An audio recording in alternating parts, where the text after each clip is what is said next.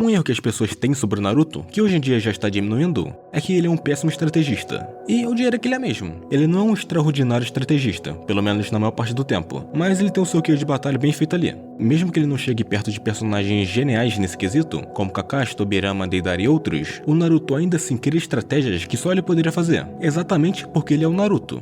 O motivo de não termos percebido isso no começo, quando vimos pela primeira vez, é porque a história é feita para mostrar o Naruto sendo um burro. Afinal, isso é um shonen antigo e um dos que popularizaram os clichês desse gênero. Então não dá pra dizer que seja culpa de quem assistiu, mas com o tempo, dá para perceber que o Naruto nunca foi burro de verdade.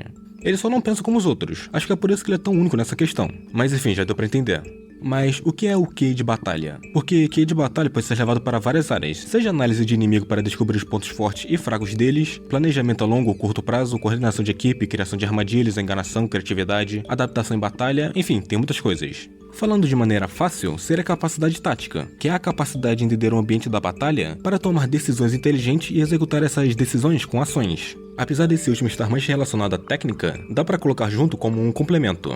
Claramente temos outros fatores que também influenciam muito na batalha, um deles é o emocional, tanto do próprio Naruto, que é o personagem que estamos falando aqui, quanto do inimigo. Seja esse emocional, o autocontrole para manter a cabeça fria o suficiente para decidir algo ou entender o outro. Isso é algo que o Naruto não tinha quando se deparou com um momento de vida ou morte. Esse momento foi o encontro que o time 7 teve contra os irmãos demônio. O Naruto ali não conseguia nem reagir. Enquanto isso, o Sasuke e o Kakashi reagiram de maneira calma para fazer suas decisões. Claro, eles têm mais experiência com esse tipo de situação, afinal eles experimentaram coisas centenas de vezes piores do que isso. Mas até mesmo a Sakura conseguiu reagir um pouco. Apesar de não ter feito no mesmo nível que o Kakashi e o Sasuke, por não ser tão habilidoso quanto eles, ela ainda assim conseguiu reagir. Então, para resumir, e não precisamos ficar falando isso por horas, o Ki de batalha é a capacidade de processar informações o mais rápido possível, ter controle emocional e aplicar estratégias com base em experiência e percepção da situação. Tudo isso de forma adaptativa. E se formos ver a história toda, o Naruto evoluiu isso e muito ao longo do tempo. No começo ele não conseguia nem manter a calma, mas pouco tempo depois, literalmente pouco tempo, ele já conseguia pensar no que fazer mesmo estando em perigo contra os Zabuza.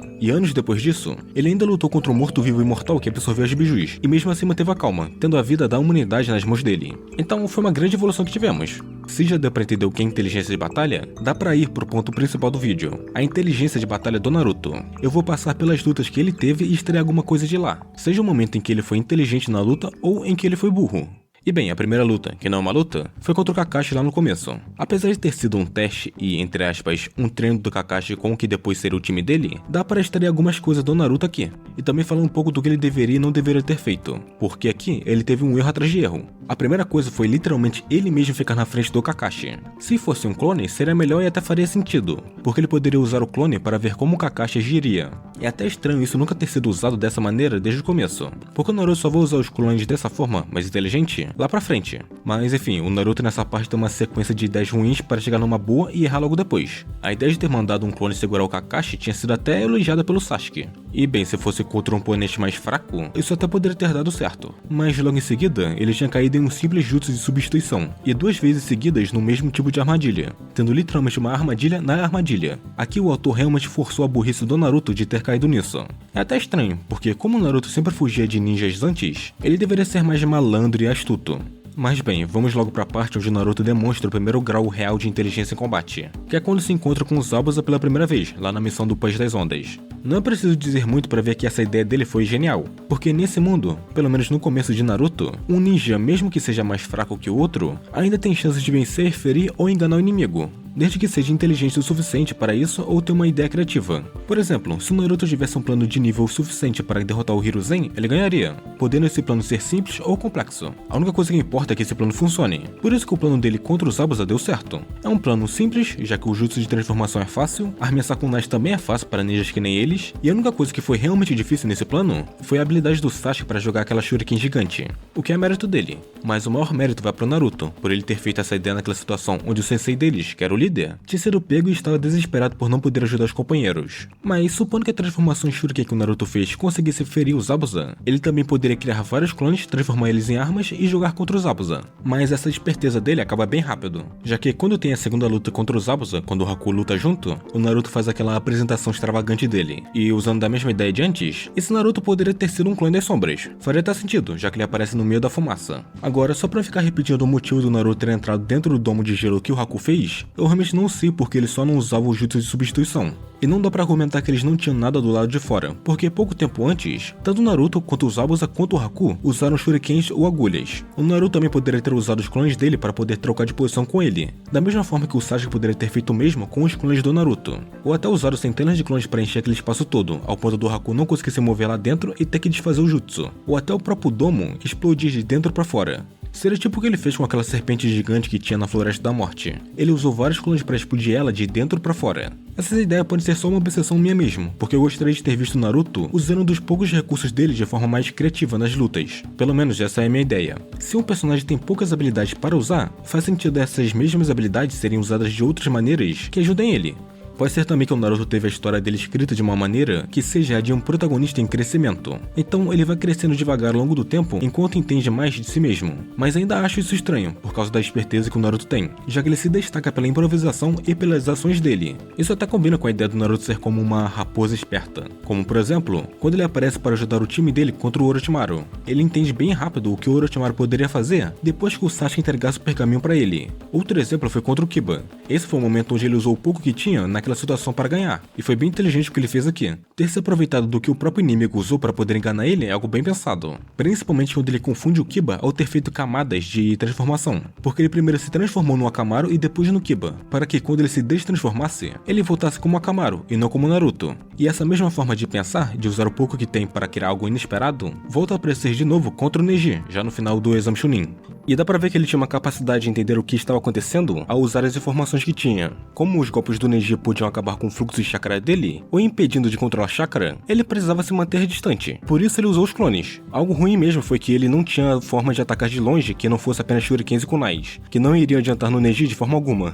Mas pelo menos, como eu já venho falando, em um momento da luta, o Naruto deixou um clone para fingir ser o original. Como os olhos do Byakugan não conseguem diferenciar clones das sombras, nem o Neji saberia quem era o verdadeiro. Então ele teria que apostar em quem atacar, e o mais lógico seria atingir aquele mais distante. Mas o Naruto tinha previsto isso e deixou esse mesmo clone afastado para enganar o Neji. O problema é que esse plano dá errado por ser o Neji, já que ele consegue usar o Kaiten. Agora, falando sobre a estratégia do túnel que o Naruto fez, a única falha que ela tinha era que seria inútil se o Neji tivesse usado o Byakugan. Mas ela realmente é boa, porque o Naruto deu o sabor da vitória pro Neji. Tem um outro momento que eu não vejo sendo muito falado, que é na luta do Naruto contra o Gaara. O que eu quero falar aqui é sobre o uso dos clones das sombras que o Naruto fez. Esse com certeza foi o melhor uso dele de técnica mesmo, porque aqui ele usou os clones mais como apoio e distração e não exatamente para atacar com eles. Até para usar como plataforma para pular, ele usou os clones. E claro, tudo isso só para chegar no ponto cego do Gaara e usar a kunai com papel bomba. Também, apesar de não ter sido exatamente uma estratégia, foi uma forma dele ter se aproveitado de uma coisa já dele,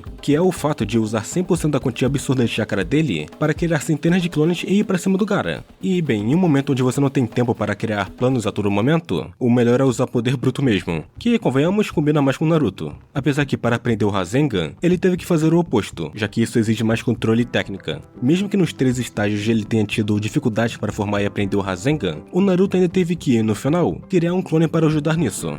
Mesmo que sim, seja um atalho, a cena em que ele segura o braço do Kabuto enquanto o clone faz o Rasengan foi tanto arriscada quanto eficaz até certo nível. Claro, o Naruto nesse momento era um dos poucos que podia fazer isso assim, porque ele se regenera rápido. Mas o Kabuto poderia ter chutado ele se não tivesse ficado surpreso. Ainda assim, deu certo. Daria até para adaptar isso com o Naruto prendendo o inimigo com um clone e usando outro clone para fazer o Rasengan. Tipo o que ele fez com o Kakashi lá no teste dos sinos, só que usando o Rasengan como ataque. E aproveitando para falar logo isso aqui, eu discordo do que eu falei antes sobre o Naruto só usar os clones de maneira inteligente no Shippuden. No próprio clássico ele sabe usar muito bem eles. É que os clones no Shippuden são aprimorados por causa do retcon deles, onde eles podem devolver a memória deles pro original. Isso é uma habilidade roubada para os clones das sombras, mais do que ele já era, porque ter mais de si mesmo como apoio na luta ou em qualquer outra coisa já te dava uma vantagem, como é o maior caso do Naruto.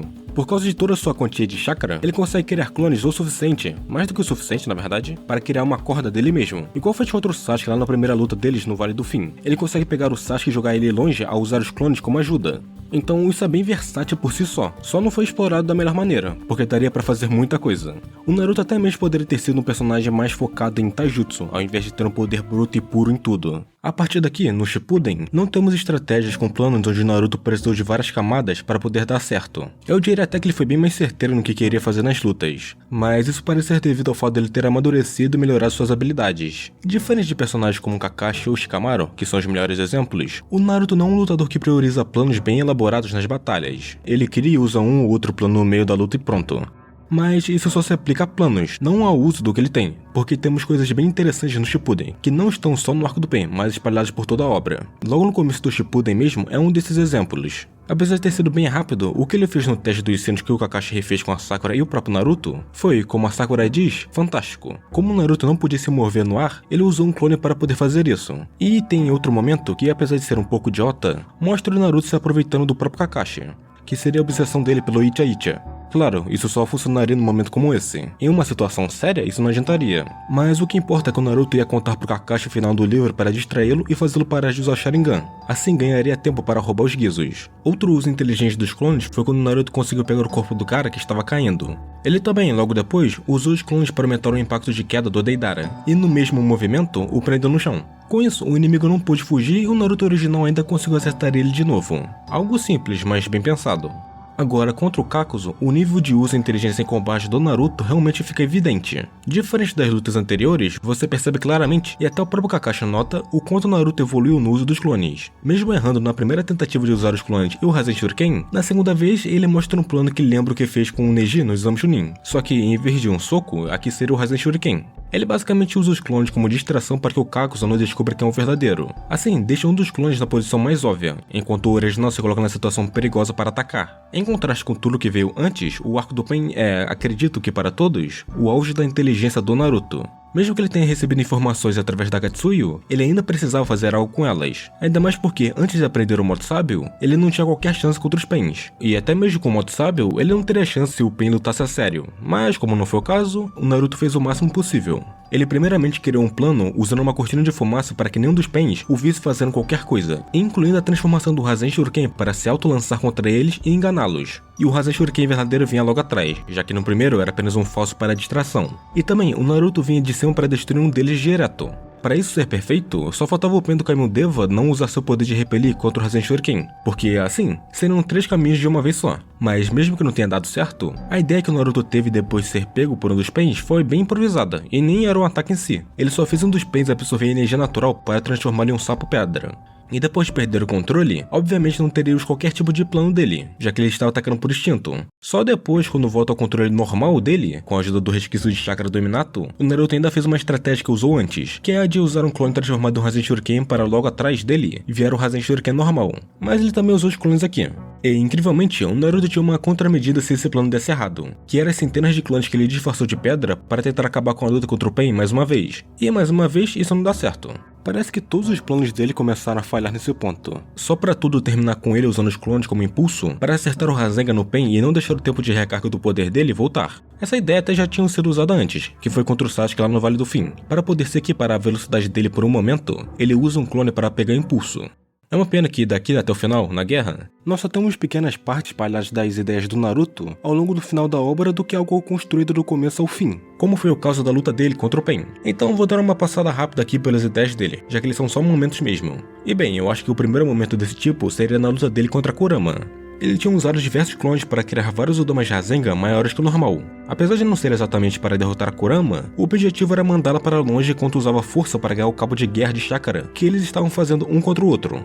O outro momento seria contra o terceiro Haikage. Esse momento é genial porque mostra o Naruto sendo rápido no raciocínio. Ele consegue deduzir a forma de como o Haikage havia sido derrotado da última vez e tenta replicar isso novamente. Ele chega nessa conclusão com base em pura observação e lógica. Ele vê a cicatriz, lembra do que a Oito Caudas havia dito a ele e junta tudo. É um tipo de pensamento que mostra o quanto ele amadureceu desde o clássico. E ainda tem um detalhe de que o Naruto não usa o modo Kurama aqui. Ele escolhe o modo sábio porque entende que é melhor para perceber os movimentos do inimigo. Se ele continuasse com o modo Kurama, não teria conseguido fazer o que fez, que é redirecionar o ataque de volta. É aquele tipo de ideia simples, mas complicada de executar. E isso continua, que foi quando o Obito começa a controlar as bijus. O primeiro exemplo disso é quando ele é engolido pelo Quatro Caudas, ou quase engolido. Aqui já dá para perceber que o Naruto sempre recicla as próprias estratégias. Ele preenche o corpo da biju com clones, igual fez com a serpente na Floresta da Morte. Apesar que o Naruto não faz o Quatro Caudas explodir, ele só faz ele vomitar ele. Depois disso, ainda deixa um clone para trás, que entra no modo sábio para localizar o receptor receptor de chakra que o Obito havia colocado dentro do corpo do Quatro Caudas. Quando finalmente acha o receptor, o Naruto de fora usa o próprio chakra para arrancar o controle do Obito. E eu acho que o ponto mais subestimado dessa parte é quando ele usa uma Bijudama para contra-atacar 5 outras ao mesmo tempo. Foi um momento desesperado. Se ele não tivesse feito aquilo ou tivesse errado, todas as Bijudamas iriam explodir juntas. Mas como ele disparou a Bijudama por baixo, ele empurra todas as outras para cima, fazendo com que o dano da explosão seja menor. Outro momento do Naruto é quando o Obito tenta atacar o Sasuke e ele. Nessa cena, o Naruto usa os braços de chakra dele para conectar os dois ao Minato, permitindo que o Minato use Hiraishin para salvá-los. Isso é mais um exemplo de como ele toma decisões instintivas. E, em outro momento, o Naruto nota um detalhe importante. O escudo criado pelas esferas da verdade derrete ao contato com o óleo do Kamakichi, que tem energia natural. Esse detalhe muda completamente a forma que eles lutam, porque o Naruto entende que o Obito é vulnerável ao Senjutsu. Ele viu que o ataque havia afetado o Obito e só ligou os pontos. Outro momento do Naruto é quando ele salva toda a aliança Shinobi com a ajuda do Minato. Naquele momento, depois do Obito ter jogado 4 Bijudamas de uma vez só, o Naruto, no meio de tudo que estava acontecendo, tem a ideia de usar a ligação de chakra que já tinha feito com todo mundo. Ele conecta seu chakra ao do Minato, e como o Minato tem um Hiraishin, ele usa isso como ligação para teletransportar a aliança inteira de uma vez. E mais lá pra frente, na luta contra Kaguya, o Naruto mostra novamente o tipo de imprevisibilidade que nos é mostrado desde cedo. Porque, convenhamos, usar aquele incrível jutsu de transformação do Naruto numa deusa que controla dimensões é de se pensar no que mais o Naruto poderia fazer. É simplesmente o Naruto sendo o Naruto, e funcionou ainda. Funcionou com todo mundo, na verdade, porque ninguém esperaria isso naquela situação. Depois disso, ele continua aplicando o mesmo raciocínio. Quando é preso no gelo, ele simplesmente aceita ser preso, fingindo estar indefeso, só para atrair a Kaguya. E só escapa usando uma das habilidades de uma das bijus, as das 5 caudas, que solta vapor. E ainda tem aquele momento em que ele percebe que a Kaguya e o Zetsu Negro sabem qual era o verdadeiro Naruto por causa das orbes da verdade. Então ele esconde as orbes passando-os para um clone e se cobre com outros clones para despistar. No fim, a Kaguya destrói o clone, achando que era o original. Agora, no plano final, que é o do selamento, é mostrar que o Naruto realmente é numa luta. Ele usa múltiplos clones para esconder tanto ele quanto o Sasuke. Se transforma no Sasuke com a técnica de transformação e deixa o Sasuke verdadeiro escondido. Então, quando a Kaguya ataca e destrói o Sasuke falso, o verdadeiro aparece e, junto com o Kakashi e a Sakura, fazem o selamento final. Olhando para tudo isso, dá para dizer que o Naruto talvez nunca tenha sido o estrategista mais brilhante do mundo ninja, mas ele foi, sem dúvidas, o mais original. Ele pensava diferente, improvisava diferente e vencia diferente. E no final, essa forma única de pensar, que no começo parecia burrice, foi exatamente o que fez dele um ninja mais imprevisível e inteligente no campo de batalha. Até mesmo em Boruto, nas poucas lutas que ele teve, o Naruto ainda é mostrado usando essa inteligência de combate. Claramente mais refinada, porque passou vários anos depois da guerra. Apesar disso, algumas ações são apenas uma cópia do que ele já fez antes, com pequenas mudanças. Um exemplo perfeito disso é a luta contra o Momoshiki. Ali, apesar do novo nível de ameaça, o Naruto volta ao básico dele. Ele e o Sasuke usam a mesma tática antiga, da época em que o Naruto se transformava em um shuriken gigante para enganar o inimigo. Não só isso, mas literalmente toda a luta que o Naruto e o Sasuke tiveram contra o Momoshiki no anime foi baseada e construída na inteligência dos dois. Eles estavam criando estratégias naquele momento e usando suas habilidades de forma conjunta o tempo todo. Até mesmo depois, na luta contra Delta, o Naruto mostra que sabia controlar completamente uma luta. Como o próprio Kawaki diz, o Naruto é quem domina a batalha para que os ataques da Delta não atinjam o Boruto, a Himawari e o próprio Kawaki. Para isso, ele precisa se controlar constantemente e também antecipar os movimentos do inimigo. No final, quando a luta está prestes a terminar e ele já tinha coletado bastante informação sobre as habilidades da Delta, o Naruto decide sobrecarregar o sistema dela com um Rasengan. Ele mantém o chakra constantemente concentrado no ataque, aumentando sua força até que a luta absorva tudo e se sobrecarregue. E como dá pra ver em várias batalhas, o Naruto não é um gênio ou um prodígio em estratégias tradicionais. Acho que não podia estar mais longe disso. Quase nada que ele planeja para um longo prazo ou quando ele tem uma visão do todo. O que ele realmente faz é usar toda a capacidade física e habilidade de combate para agir no momento. Em resumo, o Naruto é alguém mais criativo do que inteligente, tirando só a parte que ele é Hokage, porque ele realmente teve que ficar mais inteligente e também conseguir conhecimento. Mas ainda assim, ele continua pensando de maneiras que ninguém mais pensaria. Muito disso vem da combinação entre talento natural, experiência e a forma como observa o campo de batalha. Afinal, ele sempre improvisou. O motivo disso pode ser porque ele sempre vandalizava Konoha antes. Então a inteligência do Naruto no quesito de Kei de batalha, ela se manifesta de forma não convencional, muitas vezes ofuscada pela impulsividade e pela notória falta de inteligência acadêmica. Ele sempre fica focado na criatividade, imprevisibilidade, improvisação e talento para decepcionar e impressionar os outros. E bem, como eu já disse antes, o Naruto adapta estratégias que já funcionaram antes, testando e improvisando sempre brilhando naquele exato momento que precisam, criando até estratégias mesmo sem conhecer totalmente o inimigo, seja contra os Zabuza, Neji, Gaara ou outros. No fim das contas, o que torna o Naruto tão impressionante não é apenas a força ou o poder dele, mas a capacidade de criar soluções inesperadas para problemas em combate. E talvez também seja isso que o torna tão interessante. Afinal, Naruto sempre passou bem longe de ser um ninja convencional. Por causa disso, os inimigos dele não conseguem imaginar quais os planos que ele pode fazer.